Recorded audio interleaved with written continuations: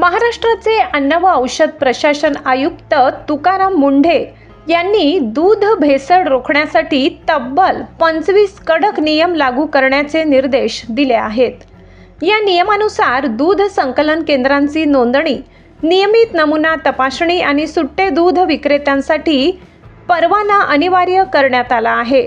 नियमांचे उल्लंघन करणाऱ्यांवर परवाना रद्द, गुन्हा दाखल आणि कठोर कारवाई होणार आहे. हा निर्णय ग्राहकांना शुद्ध दूध मिळावे आणि प्रामाणिक दूध उत्पादक शेतकऱ्यांना योग्य दर मिळावा यासाठी घेतल्याचे प्रशासनाने स्पष्ट केले आहे.